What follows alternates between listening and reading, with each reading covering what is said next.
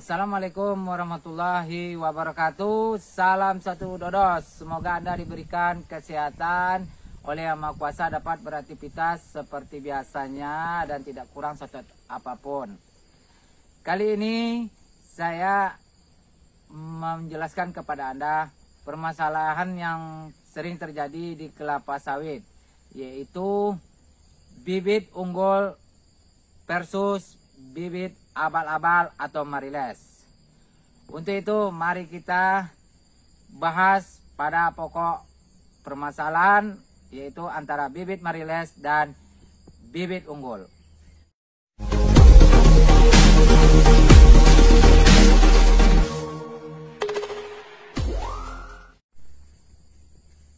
Bibit unggul versus bibit mariles ataupun abal-abal banyak menjadi pembicaraan bagi petani kelapa sawit yang ada di Indonesia. Ada yang berasumsi bahwa bibit abal-abal lebih baik daripada bibit unggul, dan kemudian bibit unggul lebih baik pada bibit abal-abal.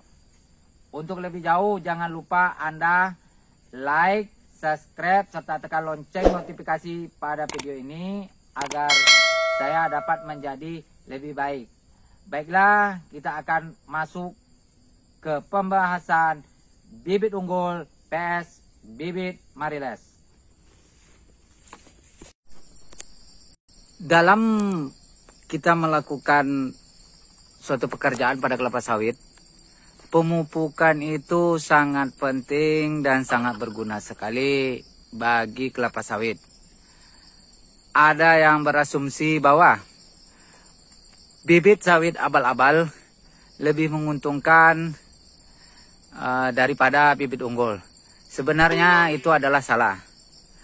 Kita akan lakukan perbandingan.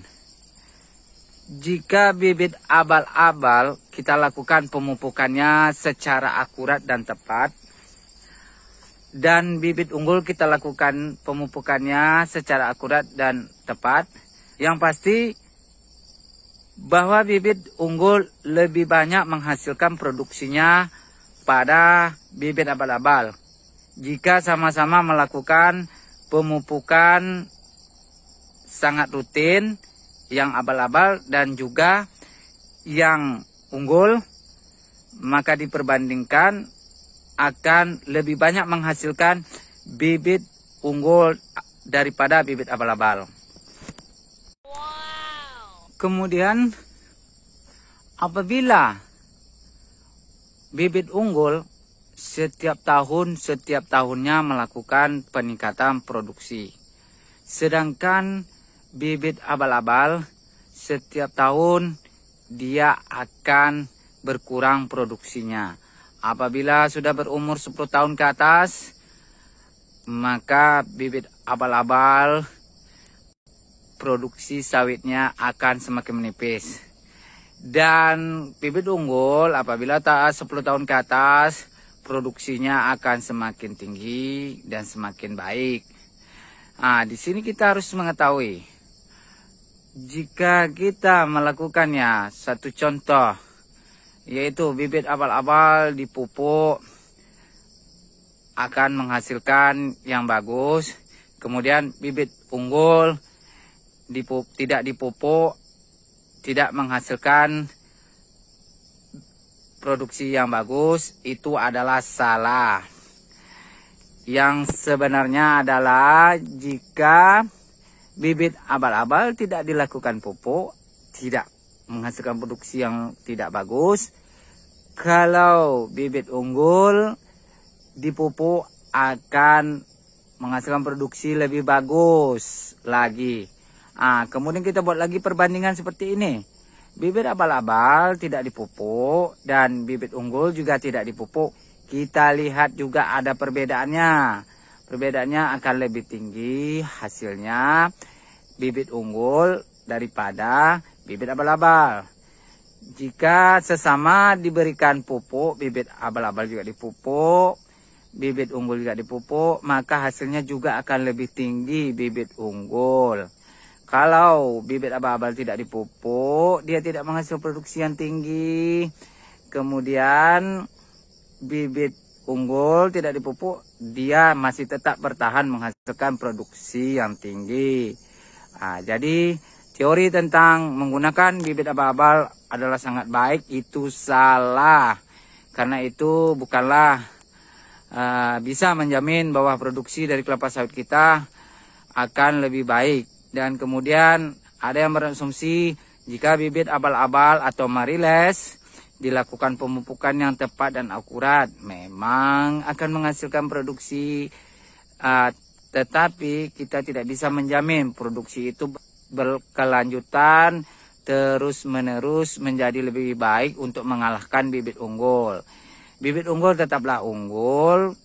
Apabila bibit unggul terus dipupuk, produksinya akan semakin tinggi dan semakin lebih baik.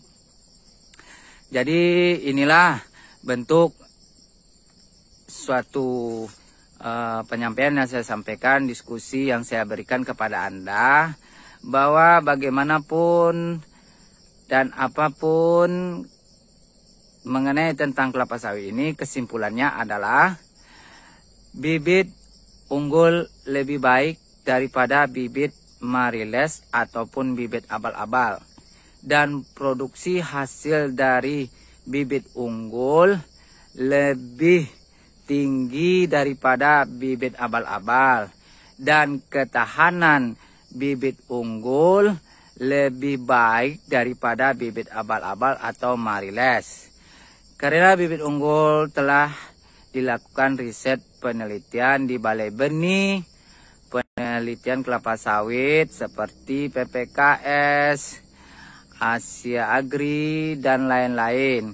Karena sudah melakukan riset untuk suatu pembibitan ataupun kecambah kelapa sawit yang baik, dikaji secara menyeluruh. Itulah penyampaian yang saya sampaikan buat Anda semuanya. Apabila ada kekurangan, saya mohon maaf. Saya sudahi. Assalamualaikum warahmatullahi wabarakatuh. Sampai jumpa di channel saya berikutnya.